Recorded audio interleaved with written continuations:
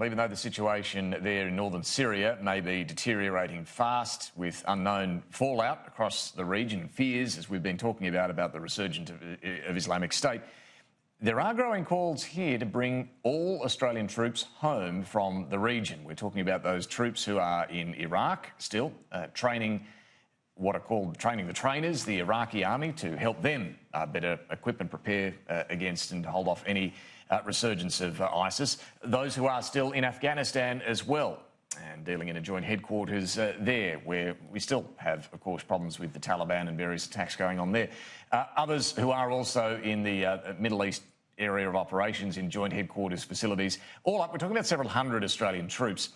Today, the former head of Army, Peter Lay, has been talking about the time to bring them home. Rex Patrick, the Centre Alliance Senator as well. Now, his point is that it's because of growing security concerns about our own region, particularly with the rise of China, that we need those troops and those defence resources generally back home.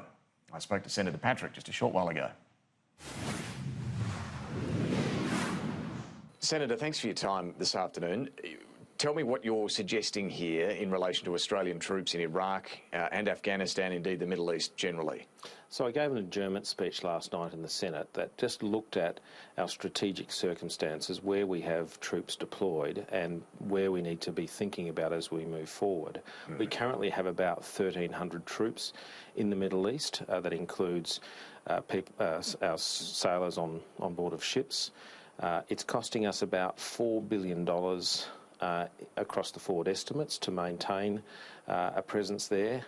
Yet we have some changing strategic circumstances back here in Australia that we need to now be cognizant of and address. So you're saying withdraw all of those forces from the Middle East, not immediately, but gradually withdraw them, primarily because of changing security dynamics here, not in the Middle East. We've been in the Middle East now for 18 years continuously. We've certainly contributed there, and in many respects the tasks that we were asked to complete have just about been completed. I'm not suggesting we don't contribute to security arrangements, say in respect of freedom of navigation around the Hormuz Straits. You think that one's okay? Yeah, I think that has direct relevance because of fuel security. We have a situation here in Australia where we have almost no fuel security. We have very limited reserves, so that does make sense. But what about in Iraq, for example, our role in supporting and training the Iraqi forces to be able to keep Islamic State and others at bay? We've managed to deal with international terrorism to a large extent.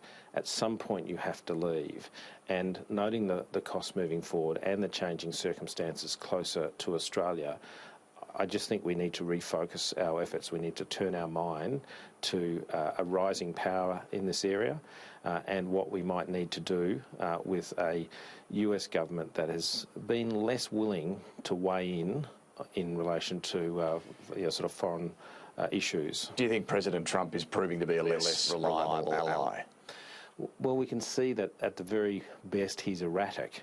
The decision to pull out of Syria came pretty much as a surprise to Australia, and I'm convinced it's not well thought through, and now there's all sorts of repercussions, all sorts of responses now taking place in relation to that. But you are suggesting we do something similar, not an immediate withdrawal, and certainly we don't play the role the US does in the Middle East, but you're saying because of it, we should now bring our troops home.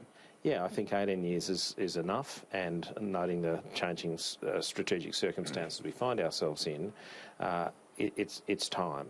Is the role of China in the region that concerning that we need to actually bolster our troop presence here?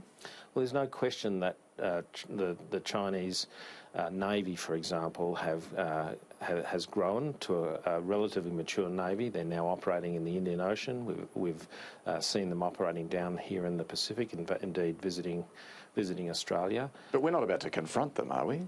Well, there are strategic concerns we have over, for example, islands in the South China Sea.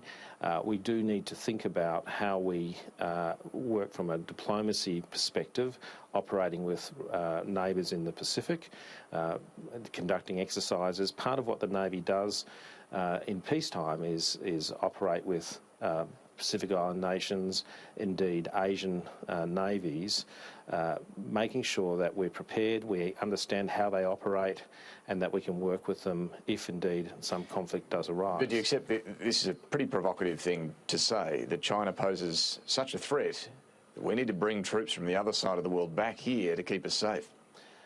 The Department of Defence exists for the purpose of deterrence, and indeed, if necessary, going into a conflict situation.